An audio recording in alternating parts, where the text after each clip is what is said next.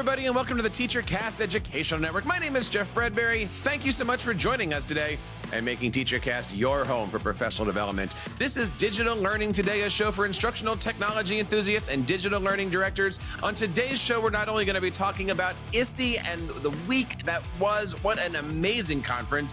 We're going to talk about some of the artificial intelligence news that came out of the conference. And today I have with me on the show a fantastic author from Massachusetts who's just released a fantastic book called Beyond the Bulletin Board, Crafting a Culture for Content Creation. I am looking forward to this. I'm looking forward to today's interview. I hope you guys are too. If you haven't had a chance to check out all of our shows yet, please head on over to teachercast.net and check out everything over at teachercast.net/podcast. We have a ton of content coming out from the ISTE conference, lots of our interviews, lots of our wrap-ups, lots of our product reviews. Check out everything over on teachercast.net today. My guest today is from the great Commonwealth of Massachusetts, and he recently wrote a book called Beyond the Bulletin Board. I want to bring on today Mr. Jed Stefanowicz. Jed, how are you today? Welcome to TEACHERCAST. Thanks so much. Happy to be on TEACHERCAST. I love the work that you do, and I love the work that we do. So collectively, we're raising the bar and raising the stakes in the collective capacity of all. And that's why I wrote this book. That's why I've done what I've done for the past, this is year 30 for me in the biz. I am so happy that you are here. Of course, we want to start off by saying thanks to our mutual friend. We got connected by Dr. Matt Josephs. I had a chance to see him at ISTE last week. I know you were in Denver. What did you think of the conference? Yeah, it was great. And you know what? I saw Matt there too. He, this is the third book I wrote, and he was helpful getting me into that process of writing. And then he was nice enough to put together a book signing, book giveaway. So that was great to be part of that. ISTE was great. It was, right before we started, you said you thought this was the best ever. And I might agree with you. It's really big. It can be overwhelming. It's really something. But I wasn't overwhelmed. I got what I wanted out of it because I think I went in a little bit targeted, which you have to do. And it was very AI. And it was... I wanted some, but I also wanted some other work. This is my first year as an administrator going to ISTE, so that changed things a little bit in terms of both the conversations I was having, but the workshops I was looking for as well. What workshops stood out to you? I wanted a little bit of hands-on, but I also wanted some real thinking and leadership ideas. As I said, it's my first year as a director of digital learning and innovation here in Massachusetts. Before that, as a digital learning coach, and before that, I taught third grade for 22 years. So my heart really resides in the elementary. So part of it for me was seeing about finding different solutions and finding ideas for ways of ramping up the things that I have known and coached and worked with teachers at higher levels as well.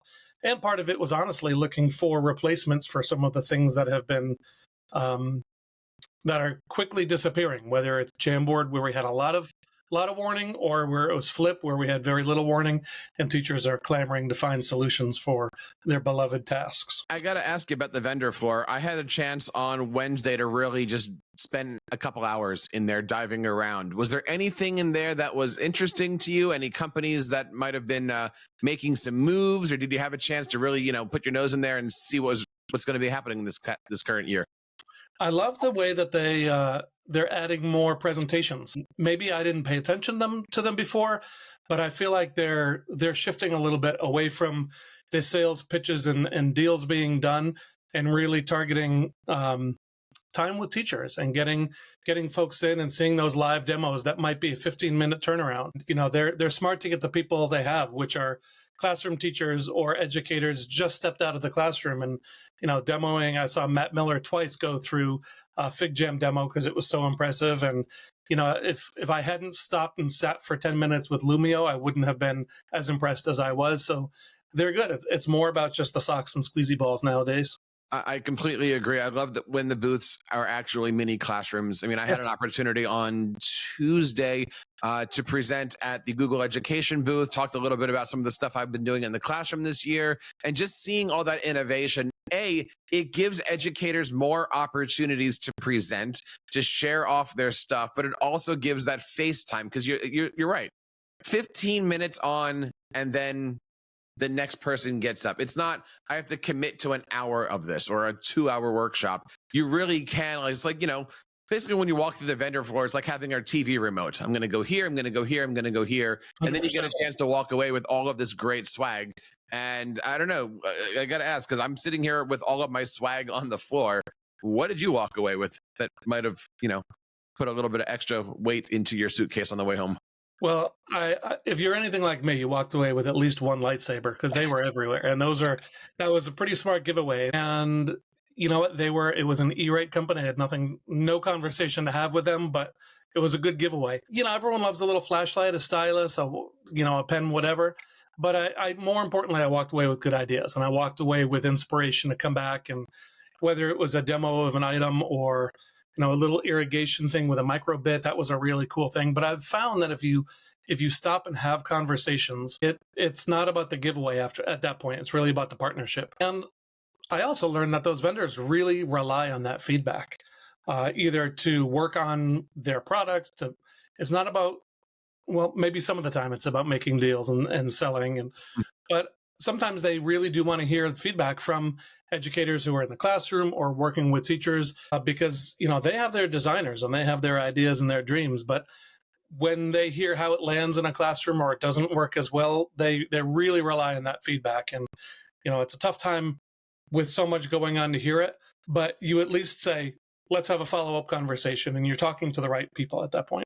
I completely agree with all of that too. I saw the lightsabers walking around. I could not find the booth that was doing it, but by the end of Wednesday, I found myself going home with 3 yoga mats. And trust me, that was an interesting trip to get all that through the airport.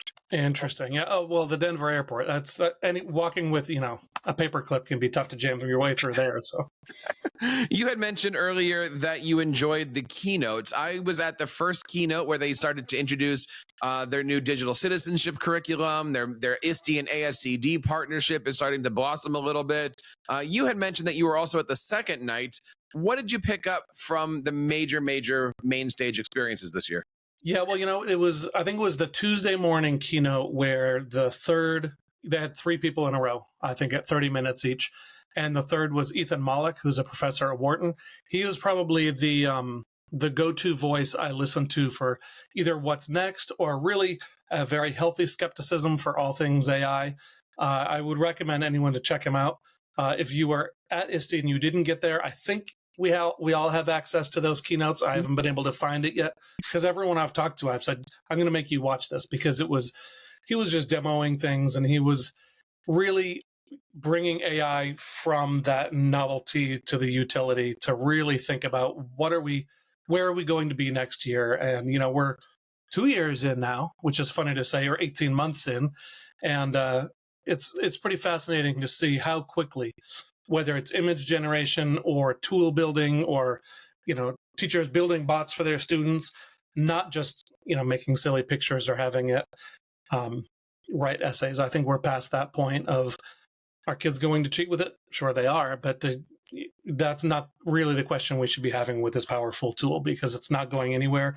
And it's really incredible in terms of lifting the instructional capacity, I think, for teachers and really helping that to differentiate. That's where I think those tools are going to be most beneficial this year in particular. I found it interesting how, even though everybody was talking AI, each company seems to have a different lens on it. And I'm not going to say any brand names right this second, but some companies, their belief is, we're going to give you the Gen AI, and then after you close the window, it's gone. There's also some companies out there that say you're going to be able to save your transcripts depending on the level of subscription that you have for their particular product. Naturally. And some people I'll put it this way, for the major companies, they're all teaching it a different way, which is what I was very, very interested in hearing. Not the influencer crowd, not the teacher crowd, but the companies that are out there. They are fundamentally teaching AI differently. When you're sitting here on your position as director of, how do you seem to filter all of that out so that way you can create in your school district the path to successful adoption of artificial intelligence? That's a great question. And the week before ISTE was the week between school ending and then ISTE. And we have a summer academy at Neshoba Regional School District. So I had a small group I put together, and it was a 3-day AI workshop. And we were kind of looking exactly that, looking at different products or looking at different companies, really with that utility in mind. And every either workshop or conference or whatever I've done, I did a study group in our district. I really tried to move toward that utility piece. And because every company, like you said, every company is giving you a different lens and a different perspective. And partially it's because they have to differentiate themselves. It's not yet cutthroat where they're saying we're better than someone else, but they are saying, here's what we can do. And it's kind of an interesting race to watch it happen. And there are only a few that are racing to get in front of students. And, that's an interesting thing to either be, the ChatGPT or just the wide open large language models, which I'm steering teachers almost away from because it's just so complex. By the time we really master prompt generation, every company really, I think it's almost like they're doing the work of a quality prompt generator by having a wrapper that says, here's my grade level, here's my content area, here's how many students, here's the Lexile, all those pieces. It feels like a Mad Lib, but what it's really doing behind the scenes is crafting a very detailed profile of a question so that what the content that the teacher is getting is still probably being powered by those same large language models, but the teacher doesn't have to waste their time crafting the perfect prompt. So that's why I think we'll see the proliferation and the on-ramp for teachers to use those tools, because it's a, Magic School, for example, or School AI. You have the dashboard of all the tools. It's totally accessible. It doesn't look completely different or inaccessible in terms of what do I need to learn. I can just say, I'm this grade level. This is my task that I want to do. This is how many students. These are the standards. And then by doing that, they get an instant image of how powerful this tool can be, because then I have this for one group of my students, and then I can differentiate and say, oh, I need to change the level for this group, and then I need to change the accessibility for this group.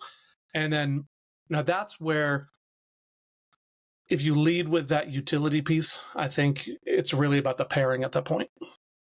We're still in the beginning stages. I did ask Microsoft the question of, when we're talking to Copilot, are we speaking to a 5-year-old or are we speaking to a 30-year-old? And they said, speak to it like it's a 30-year-old, but with a 5-year-old mind. And I said, that's respectful at this point. I feel like the company that's going to win out is the one that's, of course, going to make this easier, right? On one hand, and I just did a show the other day on prompt engineering. You can find that over on teachercast.net/podcast. And some of the companies are saying, write small and then write again and then write again. And like over time, you're basically telling it what it wants. And then finally you go, boom, now make it.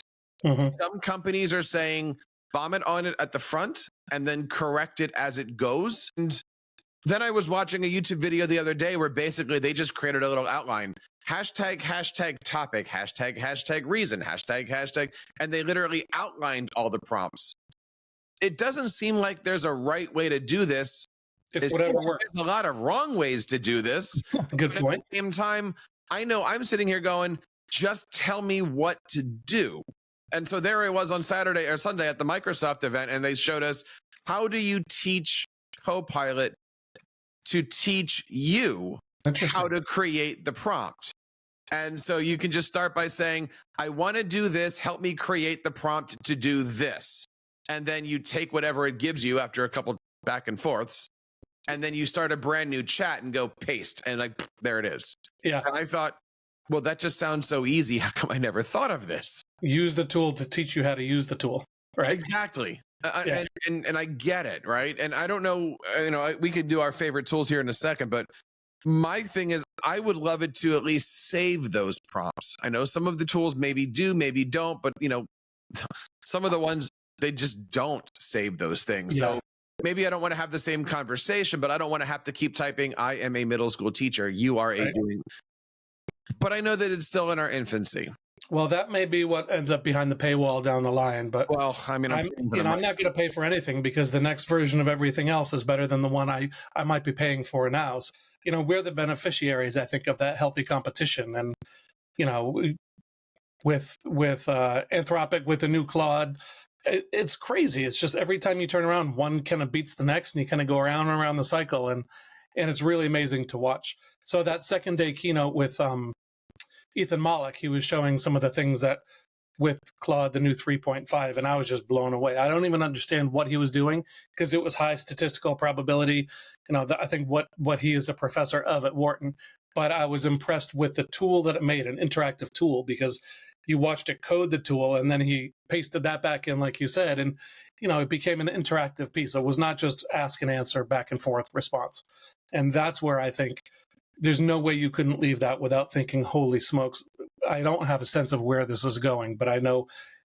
So anyway, enough about AI. What I will say, though, is, every conference you go to, more and more and more sessions, whether it was FETC in January or last ISTE, you look at that program list and it's, 50%, 80% AI related, but still of those, there are a lot that are just a tasting. It's just a wine tasting. Have you heard of this? Have you heard of this? Have you heard of this? And for me, what I've really tried to do is work with teachers and, whether it's through coaching or whether it's just through conversation, to think about like a wine pairing. And the wine pairing is thinking about use cases. And that's where I think teachers are really open to, I don't want a tasting of all these different things that can go through a speed dating sampler. I really want, and that's where it's helpful to also say, what's the use case? Is it you have a new student, you need to differentiate a lesson? Is it you have these standards and you have to quickly come up with 3 activities? Is it you need to, ramp up or down a Lexile level? Or is it really you just need more ideas to explain something or think about your instructional design? Leading with that question has been a really good entry point for me to work with teachers and have those conversations rather than just having it be about cheating or what are the features of each particular tool. Well, let's talk a little bit about students for a second here. All right. In January, I started a new position as a middle school teacher. I walked into my building and I wanted to create a culture where creating was acceptable, where using these digital tools was second nature. I have a book I'd recommend for you. I was just going to say, I found a fantastic book. Have you heard about it? Talk to us a little bit about how we can do this. I honestly, in reflecting over the last 18 weeks, or in the semester that I was there, I think I was fairly successful. I think I moved the needle for those particular students. But I'm going to go back. Can I pull a Marvel reference here? All right. Go for it. They called the movie The Age of Ultron. However, it only lasted about a day and a half in real time. Very short lifespan. So I don't think yet I've created a culture for digital learning, although that's what my book is about, coming out at the end of the month. Thank you, Dr. Matthew. But at the same time, culture is generational. Class after class, somebody walks in and this is how we do things. These are the expectations. So let's just start right here. If you have students that you see for a marking period, for a semester, for a year, and then those students move on and new students come in, can you really create a culture? And if so, how do you do it? Yeah, well, that's the thing, isn't it? And that's what keeps us in work as coaches and teachers or directors or instructional leaders is you probably have made a greater impact than you thought. Yes, you move the needle with those students, but next year, the teachers who receive those students will know where they came from. And when those students say, oh, well, last year I used whatever with Mr. Bradbury, or they say, well, why aren't we using this? Or can I use this? Or let me show you, teacher, something that I saw how to do.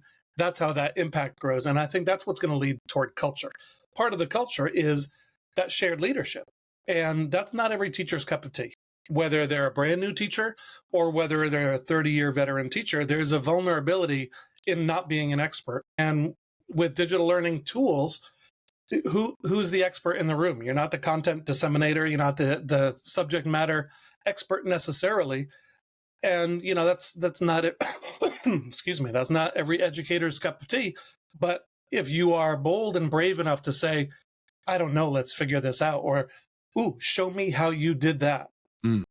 For a teacher to say, yeah, I know book creator, but I didn't know you could do this. How did you crop? How did you, even just those little things? Or if they've been doing the same Google Slide project for 5 years And suddenly they're thinking, well, wait a minute, what drop shadow? Wait a minute, how did you put your video on screen? How did you narrate your slides? Or how did you publish to the web?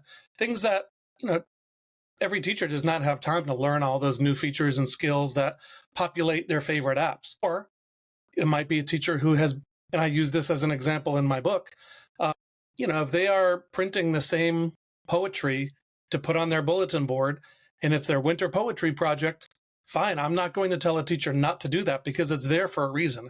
There's good instructional bones behind it. But my question would be, can we increase the audience? Can we somehow add depth to that bulletin board, whether it's adding a QR code so you have the student's voice, so they're performing it? How are we, every district is writing their portrait of a graduate somehow. And how are we capturing those competencies beyond word processing? And what's the creation of that piece of art, that poem, that whatever? Can you hand a student an iPad and say, 2 students are absent today, recreate the mini lesson we just did on the rug so that they can watch it tomorrow? You have an instant replay. You have formative data for yourself as to whether those kids got it. You do have an actual resource so tomorrow's kids can watch that. And then you are also engaging the student like myself who, after that mini lesson, needed something else to do, whether it was something more, something different, or something that was just engaging in a different way. So that's where you bring a UDL point of view in, where you're looking at those different modes of engagement and representation. And that's what my book is about. And that's why, Beyond the Bulletin Board hopefully speaks for itself, but crafting a culture of content creation, it's the first time I heard the phrase that's now ubiquitous, shifting students from being content consumers to content creators. It really was transformational for me. I was a 3rd grade teacher at the time. And like I said, it was just transformational to think about what's the relationship with the technology in our hands. One of the things that I learned over the last few months of doing shows is this idea of making sure that our students are active and with technology. And I recently did a show with Susan Bearden, who was one of the main leads, I guess is the right way, of the National Educational Technology Plan that just came out. And in there, it's very, very clear. One of their recommendations is that we need to be teaching both students and educators how to use technology in an active way, as opposed to it's a slide deck. No. It's one of the best video editors. It's one of the things that you can do to tell me about yourself, using that as active stuff. And even just hearing you with that answer, I'm just thinking back when I first walked into my school building, it was, who are you, from the staff? And then it was suddenly somebody walks up in the hallway and says, I have one of your kids. He was showing me this. You're building culture. You're doing it. Building culture, right. And then there was one faculty meeting where the union president stands up in our faculty meeting and says, everybody should be taking Jeff's class because, and that was kind of scary to kind of be singled out like that. But then, of course, by the end of the year, somebody did come up to me and tell me that my job here was to help them cheat in their English classes. So apparently the work that we did do on artificial intelligence was hammered in pretty well with all of this stuff. I got to ask you about a couple parts here. At the end of your book, you've got solutions and strategies. Talk to me a little bit about this section called Educator's Toolkit. Yeah, you have the book right in front of you, I think. How about that? That Educator's Toolkit, well, I wanted this book to be a balance of, yes, to put it into a teacher's hands so that they had, 101 things to try tomorrow. It's in there. I wanted it in administrators' hands to think about as that guidebook, or in innovators' hands as their kind of their toolkit as well there. But in terms of the educator's toolkit, I really wanted to go through what I call the 4 domains of digital learning or digital literacy, and give specific tools. Because if you're, you walked into a middle school classroom, or if a teacher gets hired, suddenly I'm moved from 6th grade to 3rd grade, you need some ideas right off the bat. So I wanted to have tons of ideas, but I wanted them sorted. So in the book, they're sorted by kind of the ISTE practices, which is important, but I also sorted them among these 4 domains, because chances are whatever we're doing to engage with technology, and I love that the distinction between the passive and the active, because what we're talking about is students engaging. We're talking about content creation. We're talking about using technology as a tool, which, yes, it is different from what it looked like for parents during COVID.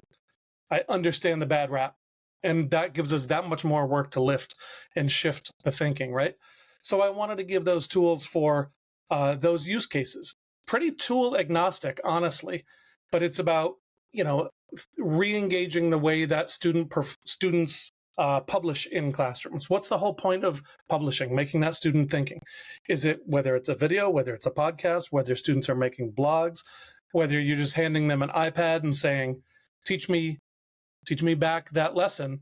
When we're giving those opportunities for an authentic audience, right? A different voice comes out, and that's where a different engagement, and we're giving those students like you or me who might have needed just a real audience. Don't write a pretend letter to an author, write a real letter to an author. Let's find them out there. Let's send them that content. Let's make a video. Let's send it to them. And if Flip is disappearing, let's use something else. If Jamboard's disappearing, let's use something else. But it's really about, those tools in these 4 categories. So that's where I was beginning, was this. And one of the frameworks that I've been working on is what I call the design for digital literacy across these 4 domains. It's instruction, operation, creativity, and wellness. And chances are, if you're a new teacher, an old teacher, a veteran, administrator, a coach, if you can identify what is the task you want to do, it's going to fall into one of those categories. How do you need the support? Is it instruction in the design of the lesson, deepening the lesson, broadening the thinking? Is it the operation of the tool, the device?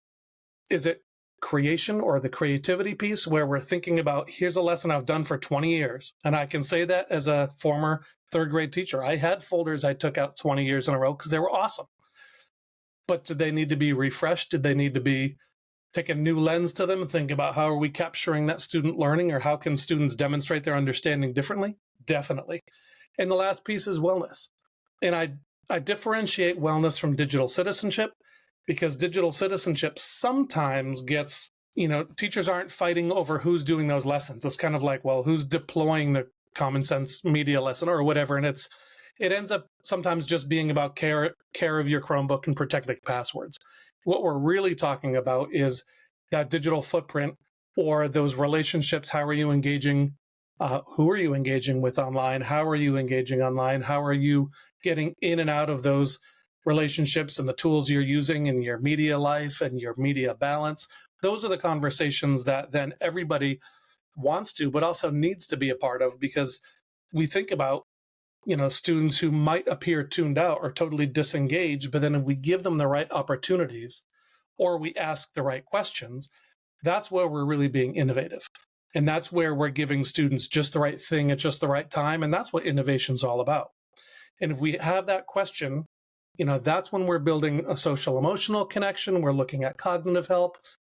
We're looking at behavioral skills with students. We're looking at engagement and home relationships.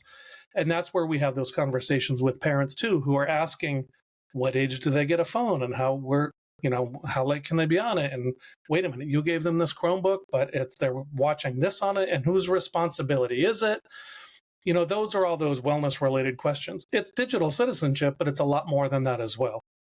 All the links that we're talking about today, including links to all 3 of his books, are going to be over on our show notes over at teachercast.net/podcast.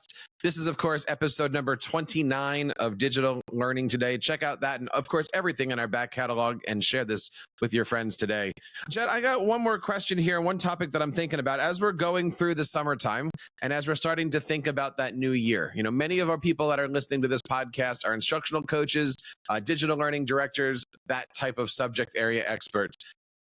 Culture is different. Culture is interesting, right? Again, I'm sitting here in my classroom trying to build it in my little pocket, but I can only influence those who are in front of me, maybe a little bit around me, depending on if the kids decide that they're going to start to spread out there.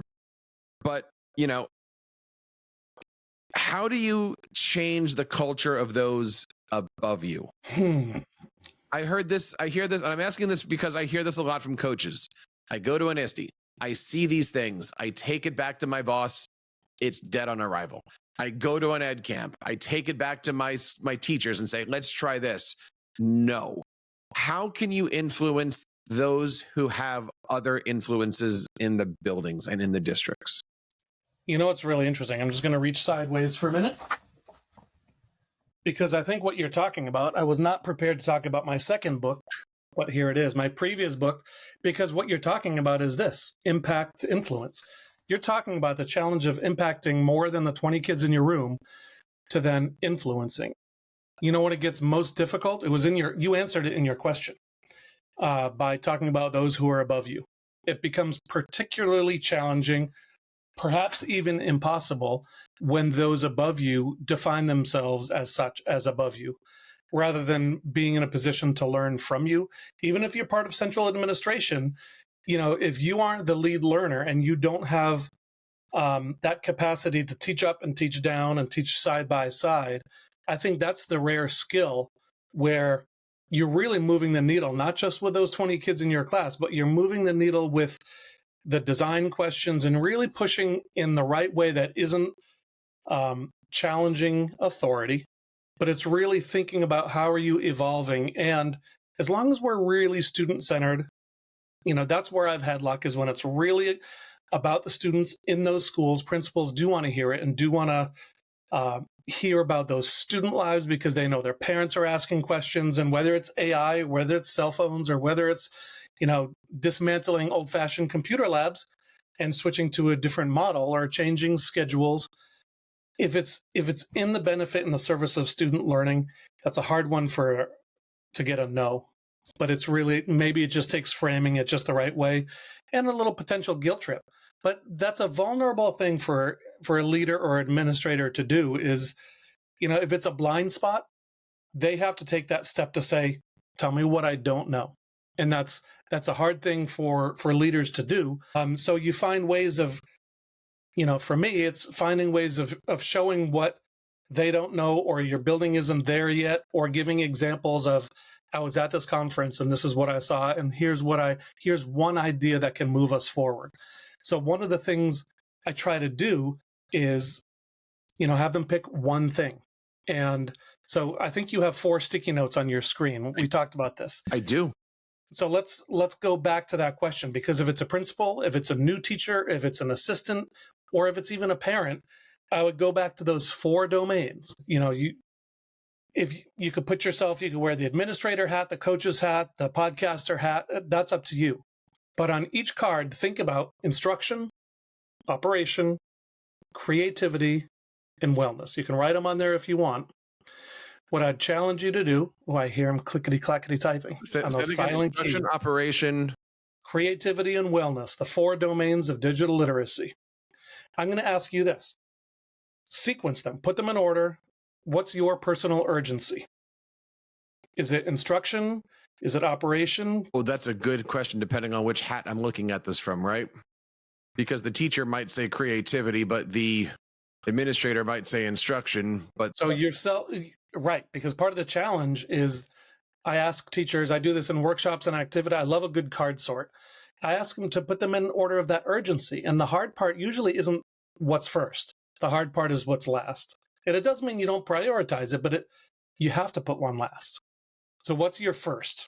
Well, if I'm going to put my administrator hat on, I'm going to say wellness, because I'm thinking digital safety and privacy and security and all that other good stuff, right? Love it. Am I on the right track for that? Because if I'm talking as a coach, then I'm talking about instruction and creativity. Well, you could do it twice. And that's probably a good thing to do, because as a coach, your priorities will be different than they are as an administrator. And the ultimate goal of doing this is, if it's your summer task as a new administrator, a new teacher, a new coach, it's too much to just say, I want to use more technology. I want to just increase my literacy. I would say pick one of these 4, kind of figure out on a 1 to 10, where are you? What's it going to take to move your own needle from one to the next? Think about how you rate them. And what I do with teachers sometimes, I'll say, okay, now you've got your 4. Now rearrange them in order of what you think your district's priorities are.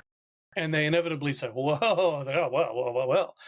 And if that's an interesting conversation, because if their personal urgency or priority doesn't align with their district's, that conflict can be really, it can either stop them in their tracks, or it can help them kind of determine how are they going to make their path. But what I like to do is this stack, because it's really a helpful framework.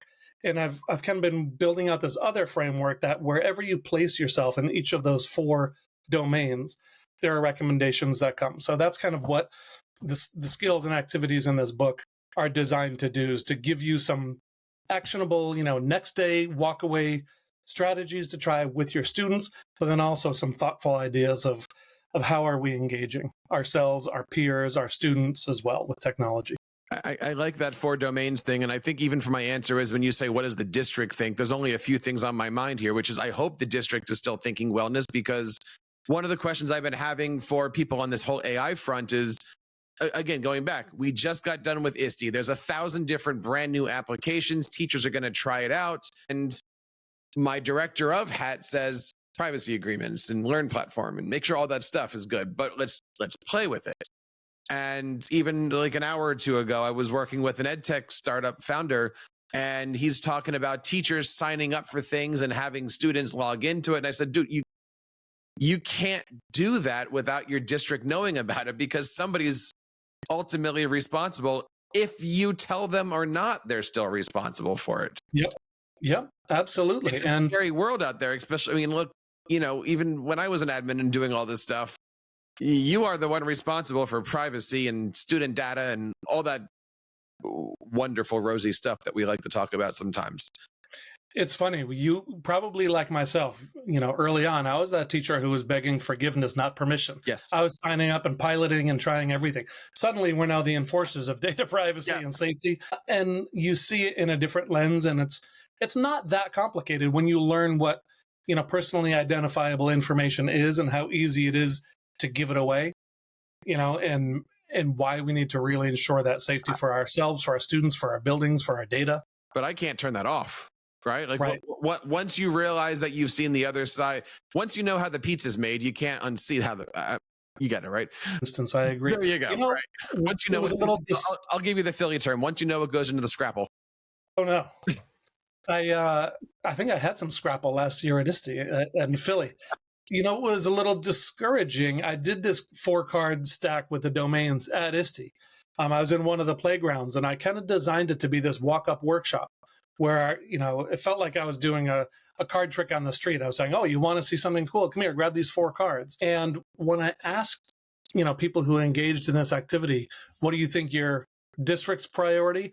A lot of them said, well, they say it's wellness, right? Or they say there was a real split between what teachers felt like the district was saying their priorities were, but inevitably they were saying it's all about, operation. It's all about training. It's all about, operation into the instruction, or it was the instruction without the operational support. We're launching this new platform. We have this new tool. We're not being trained how to use it, or vice versa. It's just training, and no one's teaching us how to teach with the tool. They're just teaching us how to operate. Breaking it apart into those 4 ways for me has been really helpful to really silo what's the lift that's being done. And if you're a coach and if you're in a coaching cycle, it helps you kind of sequence, all right, today we're going to talk about this part of it. Next week, we'll look at the onboarding and operation, look at the dashboard, but let's look at the instruction with this tool. How are we capturing and engaging students? Because if we don't have students at the forefront of it, again, it's just the relationship with the teacher and the tool. Talking today all about digital learning and how we can build that culture for things. Jed, I want to wrap up with one last topic here, which is instructional coaching. All right. We just got done an entirely vicious cycle of budget cuts. There are so many instructional coaches out there that unfortunately are not returning to the classroom. Maybe they went into ed tech. Maybe their jobs were slashed a little bit. Maybe they put themselves back into the classroom. Talk to us a little bit about, from your desk, from your point of view, from what you're seeing up in Massachusetts, how can an instructional coach continue to show their value to the school district, where even with the worst budget cuts, they can still be successful in keeping their jobs and working with teachers? What advice do you have for digital learning leaders out there that are trying to support coaches in the wake of massive budget cuts that have been happening right now due to, lack of federal funding and stuff? Yep. Part of it's ESSER funds drying up. Part of it is just the nature of things. Part of it is also post-COVID. There was this kind of, in some ways it was a backswing, not a backslide, this approach to technology where teachers just put their Chromebooks away after COVID and said, we're going back to relationship building and rebuilding our communities and our empathy and our culture. And I completely agree with that. I think there's a place for technology in there. I think the appetite is returning for innovative ideas and new practices. But it is really hard, whether you're a digital learning coach, a technology, or an instructional coach in literacy or math. Part of your job is to make your job unnecessary because you're working on lifting that capacity and skill. But that's a pretty limited view, I've always felt like, because that makes it seem like all you're doing is teaching someone how to do something, right? And that's the operational part. When it's a partnership, and that was my way as a digital learning coach, was building those partnerships with teachers to either co-teach something or slowly just pick a point, where's your point A to your point B, to pick a George Couros thing, right? And really just trying to think about what does that growth over time look like? And it might be a glacial pace, and that's okay. Or it might be, the teachers wanting to learn things faster than I know them, or I need to, as a coach, I needed to learn an awful lot faster than I did as a teacher sometimes. But that was also really exciting. But I think it's really about that relationship, again, putting students first. What's the point of wanting to do this? And a lot of times, I saw this great thing at a conference and I want to learn it. But that's not the question. The question is, well, what do you want to do with it? And maybe that's not the right tool for it. And that's like a gym night coaching thing, is to back up and think about not leading with your own agenda as the coach, but really identifying together what is it that you're trying to do. And maybe there's a tool that's different from the tool that you thought you were going to be working on. And then you're really having good conversations about teaching and learning, and not just about training and operation of products and tools. I think part of the role of the coach is to keep that conversation on practices over products. And that especially for technology, because the product's going to change no matter what. But the practice is always going to be the interesting thing. And good teaching hasn't changed. The tools we use and the ways we engage and the ways we can lift and increase our audiences have changed, but the good teaching hasn't. So that's why it's been really interesting to get those veteran teachers, the really highly skilled educators, to give them a voice and have them engaged in the coaching and the leadership as well. So I don't know if I have a great answer to your question, because districts like ours and around us are in that same boat of how are we supporting our reach all the way in the classrooms, how knowing that our decisions are impacting the students in those rooms, but how are we supporting the educators as well? That is the constant challenge, and it always has been. I think you have a lot of gems in what you just said. And, when we talk to coaches here, they're always, let me go make my coaching website and let me put together how to use Flip. I'm like, no. You right. put together your coaching website and you show how to tell a story through video. It doesn't matter what 100%. what this is or where this is going, because I want to be able to tell my story in English and math and science. Flip just happens to be the thing that's, well, no longer here. And that's a great example, right? That's exactly what we're talking about. When the tool vanishes, it reminds you, well, what were you doing with it? And then are there other tools? And maybe it doesn't have to be technology. I mean, it can be the accelerator, but it accelerates the good as well as the bad sometimes too. So we have to be cautious of the tools and the power of the tools we're putting in students' hands. Look at every, and AI is a great example of that reach and that speed as well. Whether it's AI or social media or the devices that we're putting into our students' hands, it's going to be hard to pull those back when we need to. Last question, and this is the easiest one, but I think this is also a difficult one, but I'm asking everybody this summer. When I talk to you this time next year after ISTE in San Antonio, what are we going to be talking about? I think my nose will be more sunburned than it is right now, because Colorado was great, but San Antonio, it gets even steamier. I suspect we'll still be talking about AI, but I think we don't yet know what we're going to be talking about. And it's going to be pretty exciting the year ahead, and getting peeks at what's next. Hopefully we're not talking about student cheating. We're not talking about the cool pictures and missing fingers on hands, but we're really talking about a broader understanding and maybe an acceptance of kind of baseline guidelines and guardrails, because that's one thing we heard this year is, it is tough. Every district seems to be, just like they're creating their own portraits of a graduate, they're also making their own guidelines and guardrails for how to use AI. Yeah. So it's all happening as we fly the plane, as we say. Side note here, but in the last few weeks, the superintendent of my kids' school district put out a thing to all the parents saying, hey, who wants to sign up for a committee? and, the triplets are going into 5th grade, I immediately raise my hand for Portrait of a Graduate and figure, look, if there's anything that I can do to help out my kids, this would be probably a good place to stick my nose in, is how can we help the district start to move in the right direction? I mean, my goal, as you said earlier, you go to ISTE with the goal. You go to ISTE with a roadmap, and we can kind of go left and right with that roadmap. But I'm always looking for how can I help supplement my school district, my students' needs here. And so, I'm teaming up with some STEM companies and some robot companies and some coding. That way, at least I can bring some of those things into the house over the summertime and start to put my students, I'll say that again, not my students, my kids, on that right path to being successful as they finish off their elementary career and they move into middle school. My God, I feel old saying that. Well, mine are 21, 23, and 24, so I'm on the other side of it. But I can tell we began the conversation. You were asking, how do I make an impact? Well, being on those committees, reaching outside the walls of your classroom is how you go from impacting, moving the needle of 20 kids to really building culture across a building. And if you're part of that committee on designing and drafting the Portrait of a Graduate, hopefully you're making more than just a poster. And you're really identifying what are the competencies that you're looking to build in those students. And I promise you, if you can articulate it and you believe it, and the right people are in those conversations, that's what's going to shift the culture of that building. Talking today to Jed Stefanowicz. Jed, where can people get a hold of you and learn more about the great things that you're doing up in Massachusetts?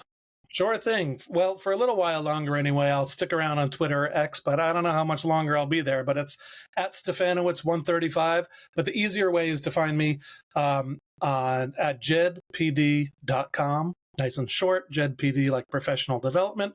And then my books are available on Amazon. There's Take Aim at Digital Learning, Activate, Innovate, Motivate, Beyond the Bulletin Board, Crafting a Culture of Content Creation, or that other one I referenced, Impact Influence. And that book is about 20 different amazing leaders, and you read 4 or 5 pages about someone, and then there's a QR code that goes to a Zoom interview between the two of us. So it's like a podcast and a book. I didn't want to make a podcast because there are better people like you doing it, but I did want to share their voices in their own words. And if there's a volume 2, Jeff, you belong in there. I appreciate that. All the links that we're going to be talking about today are going to be over in our show notes. This is episode number 29 of Digital Learning Today. Jed, thank you so much for coming on the show. I hope to see you again when you release your 4th book. Oh, here we go. Thanks very much for having me. Great conversation. Great to meet you. Great to see you. And next ISTE, we'll have to cross paths for sure. I know. I'm certainly looking forward to next ISTE. And my question for you, and this is going to be the selfish one, what do you think the stars at night are going to look like when we're sitting there in San Antonio? I suspect they might be big and bright. And that wraps up this episode of Digital Learning Today. On behalf of Jed and everybody here on TEACHERCAST, my name is Jeff Bradbury, reminding you guys to keep up the great work in your classrooms and continue sharing your passions with your students. Thank you. You've been listening to the TEACHERCAST Educational Network, hosted by Jeff Bradbury. Please reach out to the show with all of your questions on Twitter at TEACHERCAST or online at www.teachercast.net. Be sure to subscribe to our podcast so you don't miss any future episodes. And please take a moment to write a review in the App Store.